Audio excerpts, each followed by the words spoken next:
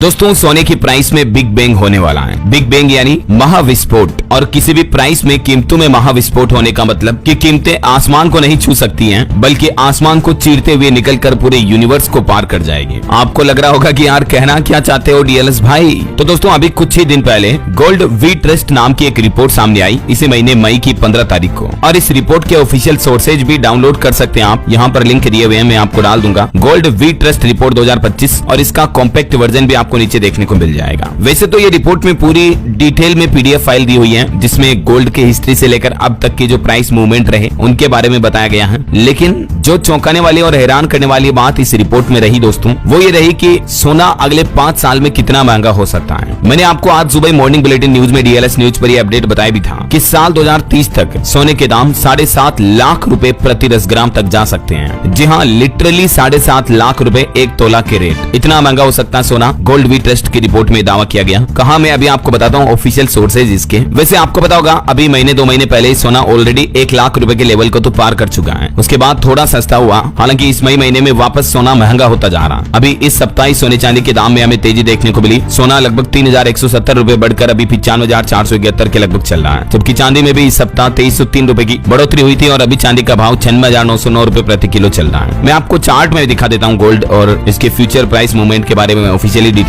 ये आप गोल्ड का फ्यूचर चार्ट देख सकते हैं दोस्तों। MCX पर जो सोने का प्राइस चल रहा है अभी 95,200 रुपए प्रति 10 ग्राम एग्जैक्ट प्राइस है। ठीक है, ये इंडियन रुपीज में है, INR में है ये करेंसी, ध्यान रखिएगा। और जो इंटरनेशनल मार्केट में गोल्ड के एक लोट का जो प्राइस चल रहा है वो प्राइस है अभी $3297। ये USD में प्राइस है, पर लोट की होती है जो इंटरनेशनल मार्केट पर लोट साइज होता है गोल्ड का, उसके हिसाब से। हालांकि इंटरनेशनल लेवल के लोट साइज और जो हमारे इंडिया में पर तोला पर 10 ग्राम हम क्वांटिटी तोलते हैं सोने की, उन दोनों के बीच मेजर डिफरेंस होता है। तो एक्चुअली ये जो रिपोर्ट सामने आई थी दोस्तों, देखिए गोल्ड वी ट्रस्ट की रिपोर्ट के अंदर आपको 2 फाइल्स देखने को मिलेगी। ये तो डिटेल वाली रिपोर्ट वाली फाइल है और ये एक कॉम्पैक्ट साइज की फाइल है। जो डिटेल फाइल है उसमें टोटल 443 पेज हैं। तो इस फाइल के भी 143वें पेज पर आप ये देखोगे, यहाँ पर बोल्ड टेक्स्ट में लिखा हुआ है कि in this case the gold price would raise to around $8,900 USD by the decade's end, यानी इस दशक के अंत में सोने का प्राइस जो है वो $8,900 पर जा सकता है इस डेकेड के एंड में, यानी इस दशक के अंत में। यहाँ पर क्लियरली लिखा हुआ है इस साल 2025 के अंत में भी सोने का भाव जो है एंड ऑफ 2025 $4,080 तक पहुंच सकता है। अब इस रिपोर्ट का कंक्लूजन क्या रहा है और हिस्टोरिकल डेटा क्या रहे 1970 से लेकर 2000 2020 तक किन किन वजहों से गोल्ड के प्राइस में फ्लक्चुएशन देखने को मिला, ये सारी चीजें तो आप इस रिपोर्ट में देख पाएंगे। अगर आप इसी रिपोर्ट का कॉम्पैक्ट वर्जन देखना चाहते हैं दोस्तों, तो भी मैंने आपको बताया कि नीचे वाले लिंक पे आप क्लिक करना, कॉम्पैक्ट लिंक पे। इसमें टोटल 40 पेज मिलेंगे और इस रिपोर्ट को आप समराइज तरीके से देख सकते हैं, मतलब उसी डिटेल रिपोर्ट को। इसमें भी सेम वही चीज आपको यहाँ पर मिल जाएगी। 27वें नंबर पेज पर लेफ्ट साइड के पेरा में आप देखना वही चीज लिखी हुई है कि अराउंड $8,900 तक पहुंच सकता है end of the decade, which is based on current price levels and also the price depends mainly on how inflationary the next 5 years will be. मतलब अगले 5 सालों में महंगाई कैसे रहती है दुनिया भर में, उस पर भी ये प्राइस डिपेंड करेंगे।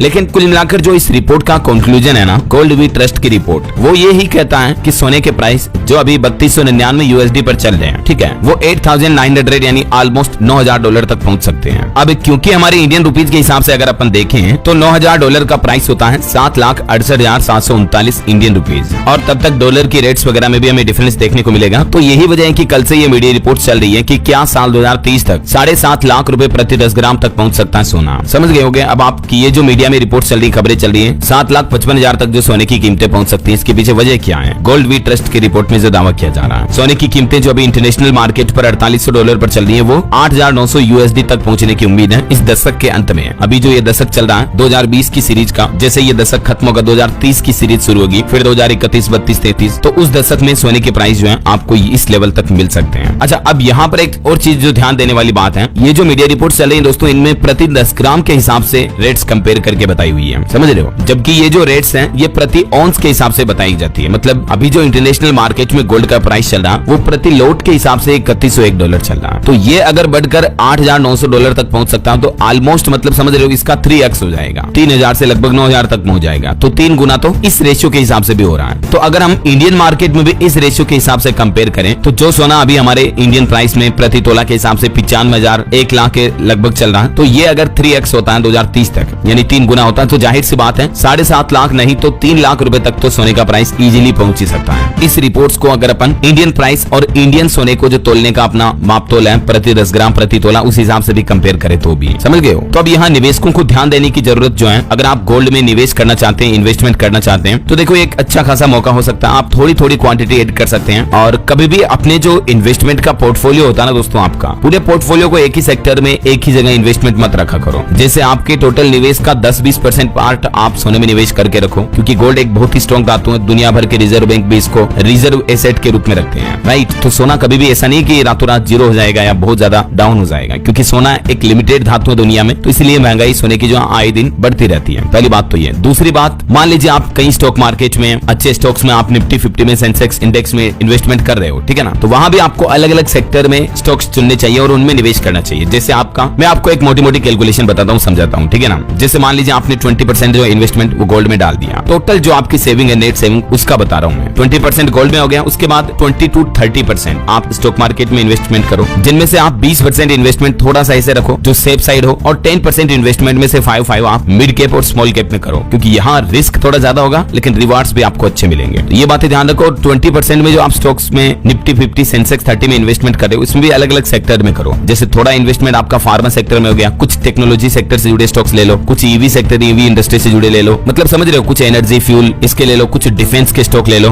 तो इससे आपका मल्टी डाइवर्सिफाई हो जाता है पोर्टफोलियो, जिससे क्या कि दुनिया में अब कभी युद्ध वगैरह चल रहे हैं, अभी जैसे भारत पाकिस्तान के बीच युद्ध का माहौल चला, तो डिफेंस के स्टॉक ने अच्छी रैली की, भले ही दूसरा स्टॉक मार्केट डाउन गया लेकिन डिफेंस वालों ने अच्छा आपको मुनाफा दिया। तो ऑल ओवर आपका जो पोर्टफोलियो है वो एकदम से डिप में, डाउन में नहीं जाता, एवरेज बना रहता है, डाइवर्सिफाई स्टॉक्स रहते हैं। तो जैसे कोविड-19 आया था 2020-19-21 में, लॉकडाउन लगे थे, स्टॉक मार्केट क्रेश हो गया था, लेकिन फार्मा सेक्टर की जो कंपनियां थी, जो कोरोना वैक्सीन बनाने वाली वगैरह कंपनियां थी, अच्छी खासी स्टॉक्स ने रैली की उन्होंने, राइट। तो ये होता है अलग अलग डाइवर्सिफाई पोर्टफोलियो का बेनिफिट। तो यहाँ आप समझ गए 20% गोल्ड में हो गया, 20-30% आपका स्टॉक मार्केट में हो गया। अब 10% आप रखो म्यूचुअल फंड में, SIP करो, म्यूचुअल फंड करो। यहाँ थोड़ा आपका इन्वेस्टमेंट लॉक इन पीरियड में होता है, लेकिन यहाँ भी अच्छा रिटर्न मिलता है। टाइम के साथ साथ आपको मतलब कंपाउंडिंग का बेनिफिट बहुत अच्छा मिलता है म्यूचुअल फंड SIP में, ठीक है। फिर आप अपना 10-15% इन्वेस्टमेंट जो FD में रखो, बैंक FD में, ये बहुत ही सिक्योर और सेफ साइड इन्वेस्टमेंट हो जाता है आपका। 10-20% इन्वेस्टमेंट आप प्रॉपर्टी में डाल दो, कहीं प्लॉट ले लो, जमीन ले लो, मकान ले लो। तो इस तरह से आप अपने इन्वेस्टमेंट को डिवाइड करो, डाइवर्सिफाई करो, ठीक है। ये कुछ बेसिक बातें थी, मैंने आपको बताई। अगर आप और भी डिटेल में फाइनेंशियल जानकारियां देखना चाहते हैं तो बिल्कुल आप मुझे नीचे कमेंट करके पूछेगा, यस DLS भाई, तो मैं आपको आने वाले समय में और भी अच्छी अच्छी जानकारियां, स्टॉक मार्केट इन्वेस्टमेंट से जुड़े टिप्स आपके मोबाइल तक DLS न्यूज चैनल के माध्यम से पहुंचाता रहूंगा। ओके, बाकी आपको क्या लगता है सोना 2030 तक कहां तक पहुंच सकता है? आपकी राय विचार कमेंट करके बताइएगा जरूर। वीडियो को लाइक शेयर